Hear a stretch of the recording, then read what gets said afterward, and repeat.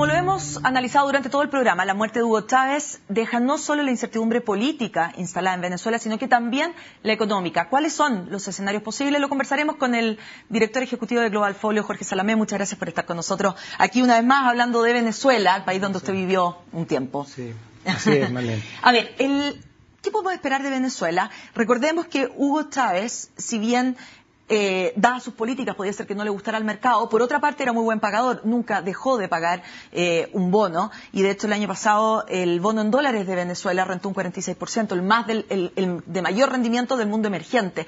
¿Podemos esperar que esto siga siendo así en Venezuela? Bueno, yo creo que Venezuela no tiene ninguna razón en este momento para dejar de pagar sus compromisos. Hoy día la relación deuda-PIB es súper razonable, estamos hablando de alrededor de un 30%, que hoy día comparado con el mundo desarrollado es bastante bajo. Entonces yo creo que Venezuela no tiene un problema, el riesgo no es tanto de flujo para pagar la deuda, sino que puede haber un riesgo político, más que nada de cómo van a seguir las políticas del gobierno de aquí para adelante. Claro, o de quién gobierna también. O de quién gobierna. Bueno, yo creo que hoy día la gran mayoría de los analistas están pensando que va a seguir un gobierno chavista conducido por Nicolás Maduro. Yo creo que esa es la mayor probabilidad que hay en este momento. La economía de Venezuela depende mucho del Ejecutivo, de las políticas y los decretos del Ejecutivo. Las políticas cambiarias, los controles de precios, de cambio, las expropiaciones, los incentivos, o más bien falta de incentivos para el sector privado para seguir haciendo inversiones. Pero ¿cómo se ve? O sea, depende mucho, usted está mismo diciéndolo, depende mucho del Estado y a su vez también depende mucho del petróleo. Pero el petróleo, todos sabemos que para seguir explotándolo necesita de inversiones, las cuales sabemos que en los últimos años no se han hecho. Por lo tanto, desde ese punto de vista, ¿cómo se puede ver el futuro de Venezuela? Bueno, yo creo que Venezuela, quien sea que gobierne, va a tener que enfrentar los desafíos de mejorar la productividad interna, incluyendo la industria petrolera. La productividad interna está decreciendo cada vez más. El año pasado, por dar una cifra, las exportaciones no petroleras cayeron más de 20%. Y, por otro lado, las importaciones crecieron más de 20%. Claro, depende del mundo al final. Cada vez más. Y la industria petrolera, que es el gran sustento de Venezuela, ha tenido una productividad decreciente. Entonces, efectivamente, como tú dices, tiene que haber nuevas inversiones, sin ir muy lejos. El último trimestre del año pasado hubieron 2 accidentes en refinerías por falta de mantenimiento. Claro, eso es falta de inversión finalmente, falta de inversión, inseguridad, lo que sea. También lo que está pasando en el sector petrolero es que Venezuela exporta crudo, pero no tiene capacidad de refinar, por lo tanto, tiene que importar petróleo refinado o gasolina. Claro. Es como... Claro, exporta la materia prima en crudo, como quien dijera, y luego la tiene que importar. Pero hay otro problema también con Venezuela, que es el problema del control, finalmente, de la moneda, ¿no es cierto? Acaba de haber una devaluación hace un tiempo atrás, que para muchos es, de alguna manera, una compra de tiempo para seguir pagando sus bonos y sus temas. Pero por otra parte hay un mercado negro muy grande respecto al dólar. ¿Cómo se puede manejar eso? Bueno, la devaluación fue a toda luz insuficiente porque tenemos un tipo de cambio paralelo que está 4 veces más allá del bolívar ya devaluado. O sea, está en 25 bolívares por dólar y el oficial está a 6.30. Hay un mercado negro que al final es lo que regula la oferta y la demanda. Lo que está ocurriendo es que no hay suficientes bienes, hay desabastecimiento en Venezuela. Hay desabastecimiento porque no hay suficiente dólar para traer, se está importando mucho y no hay suficientes recursos para importar tanto. El gobierno está definitivamente gastando más de lo que produce. Claro. Eso es insostenible a la larga, y eso lo hemos visto en todos los países. Es insostenible a la larga. Y este tipo de cambio tan alto, porque la gente cambia sus dólares al tipo de cambio paralelo, no al oficial. Claro. Esto está generando más inflación y más inflación.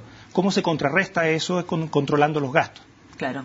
Y eso depende de la voluntad política, porque hay donde recortar gastos. Claro. De partida las transferencias directas que hay. Venezuela, una de las cosas que se ha destacado en estos últimos años es que la pobreza se ha reducido mucho, pero se ha reducido mucho precisamente por transferencias directas desde el Estado hacia la población, lo cual es insostenible, digamos, en el largo plazo. ¿Cómo ve usted que conoce el pueblo boliviano, un eventual recambio, aunque sean los mismos chavistas que siguen en el gobierno, de tratar de hacer políticas un poco más de ajuste o de austeridad, como está de moda el término, ¿no es cierto?, que finalmente la población obviamente lo va a resentir? Por lo tanto, ¿cómo se llega a un equilibrio? Ese es un problema político, porque yo creo que incluso los economistas del gobierno deben saber que no pueden seguir con este ritmo de gasto si tienen un 15% de déficit con respecto al PIB, digamos.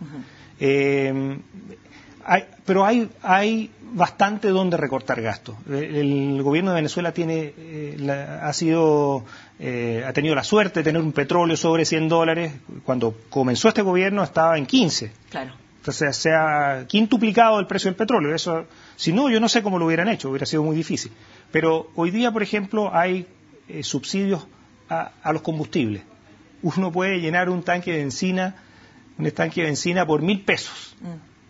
Por menos de una taza de café, decían. Sí, dije $1,000 por decir un valor, pero a lo mejor es menos. Pero ¿a quién no le gusta llenar el estanque de benzina pero eso le significa al fisco dejar de percibir $11.000 millones al año. Claro. Suma eso, suma los 5.000 millones que se le dan a Cuba y todos los programas de subsidio que hay internos, son miles de millones que el gobierno podría gradualmente ir recortando para cuadrar las cifras. Claro. Se puede hacer, pero hay un problema de voluntad política. Sabemos que acá en Sudamérica especialmente hay como dos bloques, ¿no es cierto? Está el cordón del Pacífico, más bien, que bueno, incluye México también, pero también está Venezuela junto con Bolivia, que están muy unidos a Cuba, Argentina, etcétera. ¿Cómo cree usted que por lo que está pasando en Venezuela nos puede afectar al resto de nosotros los sudamericanos? Bueno, yo creo que Chile y Perú, Colombia, los países que han seguido un modelo más de mercado, yo creo que no debiera afectarlo mayormente. Perfecto, son mundos paralelos de alguna manera. Son mundos paralelos, yo creo que también los analistas internacionales hacen la diferencia hoy día entre los dos bloques. Claro. ¿No? Yo creo que no debería afectar. Ahora se habla, por ejemplo, de que el mismo Cuba, si no le siguen, o los países que están al alero de Venezuela, no siguen recibiendo el subsidio de Venezuela, porque Venezuela no puede seguir repartiendo dinero que no tiene. Ahí puede haber un problema político que puede desestabilizar la región un poco más. Pero, o al menos esos países se bloquean. Esos países. Claro. Pero esos países no están muy dentro del radar del mercado. Claro, de todos modos no son. Claro. Muy bien, Jorge, muchas gracias por esta conversación y bueno, ojalá a Venezuela le vaya bien. Recordemos que Colombia hace solo 12 años no estaba en el radar de nadie tampoco y hoy en día es uno de los destinos preferidos de las inversiones, ¿no? Ojalá que sí sea. Muchas gracias, Jorge, por esta conversación. Gracias a ti. Con esta entrevista entonces terminamos este nuevo día en Agenda Económica. Como siempre, los invito a seguir juntos a CNN Chile.